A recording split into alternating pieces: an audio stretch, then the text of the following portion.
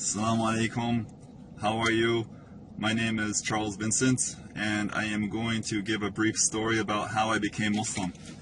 A little background first. I'm from Los Angeles, California. I was born and raised there. My mother and my father are still living there. My mother and my father are great people. They've always helped their neighbors. They've done a lot of things for our family, as any mother and father would. I grew up in the house with a lot of pictures of Jesus around the walls, a lot of pictures of Mary around the walls, a lot of Bibles on the shelves, but even still we weren't really practicing the religion of Christianity. We never went to church together. We never prayed together. And I remember that when I turned 18 years old, I decided to make a conscious effort to learn about religion. I cracked open one of the Bibles that was in the house in an attempt to read it. I was curious, but just getting to the first page was difficult. Although, of course, this was in English, I didn't understand anything that was being said. I tried to read it and reread it, and it didn't work. I picked up another Bible sometime later, tried to read it again. I even attempted to read the Book of Mormon, and again, I couldn't get past the first page. Fast forward, I moved from Los Angeles to New York City in 1999, and New York City was great for a while. I had my ups and downs with it, but in around 2000 or so, I started to realize that I was having more downs than anything. I wasn't as successful in life as I thought I was going to be. In 2001, August 31st, in fact, I made a decision that day that I was going to leave New York. And the date is relevant for the story. I went out with a buddy that night one last time to say goodbye to New York, really hang out, have fun, and then I was going to leave to go back to California. That night, I was jumped by about 5 guys. 4 guys held me down on the ground, and 1 guy hit me in the face. When I stood up, the fight was pretty much over with. The cops were already there. They placed me on the hood of the car, and they told me to stay there while they called an ambulance. And I was questioning why, and they said, "You have a problem with your eye." And I looked at my eye in their mirror, and I could see I had like a little cut right here on my eye, and I had a little cut right here on my eye, but nothing major. But they insisted that I should go to the hospital, and they actually called an ambulance. The ambulance took me to the hospital that night, and within a matter of minutes, I could feel the pain in my face. And the doctors there at the hospital were asking me, did the guy who hit me, did he hit me with a glass bottle? And I said no. And then he asked me if the guy hit me with, or if he had a ring on his finger when he hit me. And I said, I don't know. Why? And he said, because your eyeball popped, and it popped like a balloon, and there's a hole in your eye, and we can't seem to find it because it's so damaged. And they told me that there was a great chance of me having my eyeball removed. That was quite a shock to me, and I denied them. You know, I said, no, I'm not going to stay here. They put a bandage on my face, a patch, and I left the hospital against their wishes. The next day I woke up. It was now September 1st, 2001, and I woke up from the immense pain I was feeling in my face. So that pain drove me out of the house. I quickly gathered any money I could in my apartment. I mean, I went around scrounging for money, change, anything I could find, just to go down to the pharmacy to go get some medicine. And I remember I grabbed like maybe $6 or something like this, but the pain was so intense. And my eye was actually really damaged by this time. I mean, it was coming out of its socket. There was a big blood bubble that was coming out, and I could see that there was severe damage to my eye. I walked for a long time to get to a pharmacy. When I got to the pharmacy, which was called CVS Pharmacy, it was in Jackson Heights, I believe it was, New York. There was a man outside the pharmacy, most likely from Bangladesh, and he had a table set up in front of the pharmacy, and on the table he was selling Qur'ans, and he was selling what's called miswak for your teeth, and he was selling beads for prayer. And I remember I stopped at his table. I asked him about the Quran. In all this pain, I asked him about the Quran, and I asked him if it was in English, and he said no, it was in Arabic. I went inside the pharmacy. I grabbed one small packet of Advil, which was like $1, and I walked back out of the pharmacy. I stopped at his table again. I opened up one of the Qurans, and the Quran actually had English and Arabic, and on the bottom was something that's called tafsir, or which is like the explanation of the Quran. And I asked him, how much is this book? And he said $5. And I looked at it for a second, then I put it down, and I said no. And I walked away, just wanting to go home. And I walked maybe about 20 feet, and then for some reason I turned back around and I went back to the guy, and I bought the Quran. And I put it in my pocket, and I didn't read it or anything.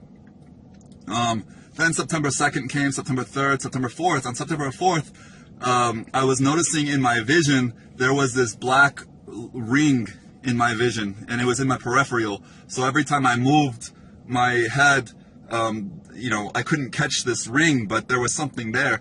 And as the day was going on, the ring was getting darker and darker and darker. And so by 4 o'clock in the afternoon, I had this black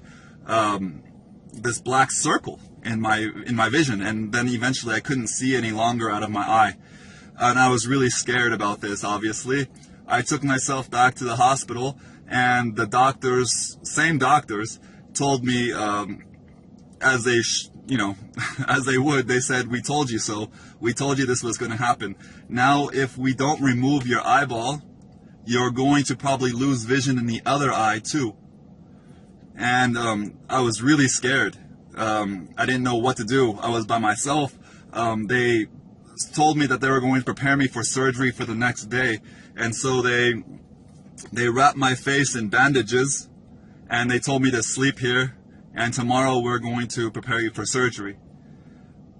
So as they left me, and I laid in this bed by myself, all I kept thinking about was, how did I get here? How did I get to this position? I had a good family in California. Things were fine. All my friends, everything was good for me in California. I came to New York, and next thing I know, I'm going to have my eyeball removed. It was very surreal. And at that time, really, was the first time I really prayed. And I didn't ask Jesus. I didn't ask Mary. I just asked God not to let this happen to me. And I made a conscious effort a conscious decision that, should everything be all right, I'm going to look into religion again. And then I fell asleep. The next day I woke up again, and I can hear the noises in the hospital. I can hear the people walking around me. I can hear the beeping of machines. And then the doctor came to me, and he asked me, "Mr. Vincent, are you awake?" And I said, "Yes." And he said, "How do you feel?" Which I thought was a silly question. And I said, "How do you think I feel?" And he began to remove the bandages from my face. He's unwrapping my face. And when he did, my eye was just destroyed. But I can see out of my eye. And I was so happy, but I was doing one of these tests on my eyes, my vision going back and forth, and I was so excited, and I told the doctor, I can see out of my eye.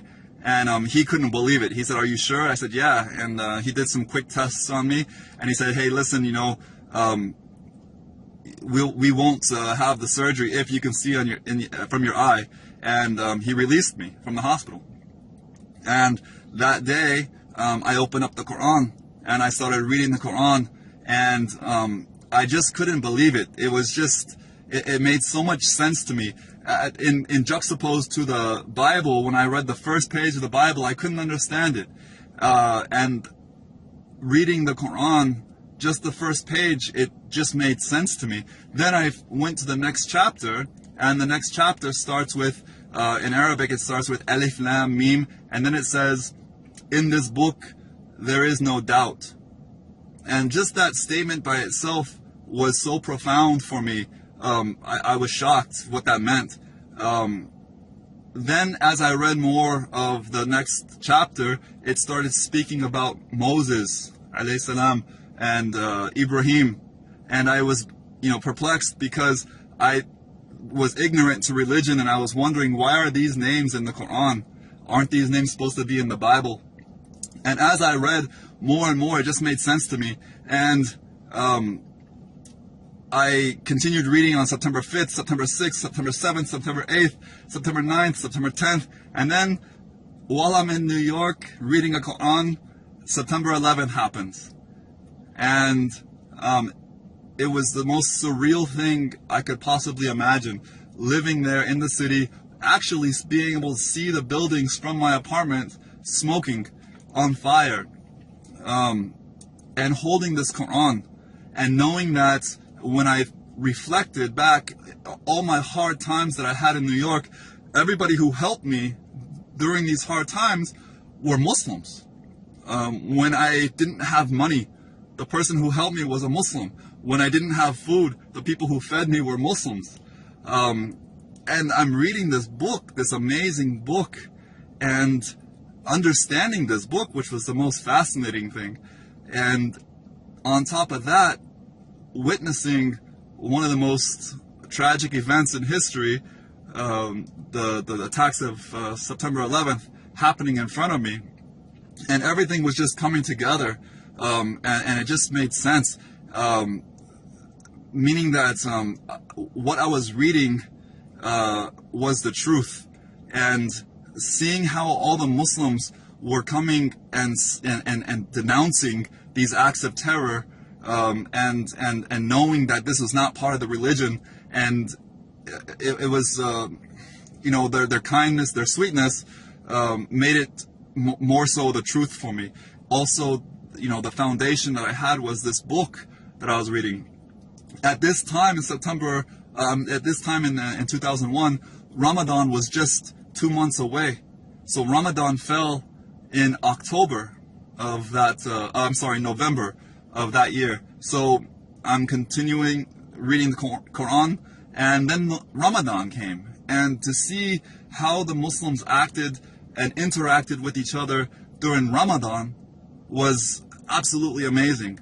Now keep in mind, the buildings are still, it's only 2 months ago the buildings fell, and everyone is still scared. No one knows what's going to happen, but there was some sort of serenity and some sort of peace I was finding with this book, and understanding and seeing everything happening in front of me. And I began going to the masjid, to the mosque, and seeing the Muslims, how they pray. And I just knew at this time during Ramadan, I went to one of the Jummah prayers, the Friday prayers, and I listened to the Imam give a lecture in English, and it was the truth. It brought together everything that I was looking for, as far as the understanding of Christianity and the understanding of Judaism, and knowing that Islam was the final message for these religions, and it wrapped things up nicely for me. And I went to the Imam right after the the lecture or the prayer was finished, and I told him I wanted to become a Muslim. And it was Friday. The mosque was packed full of people.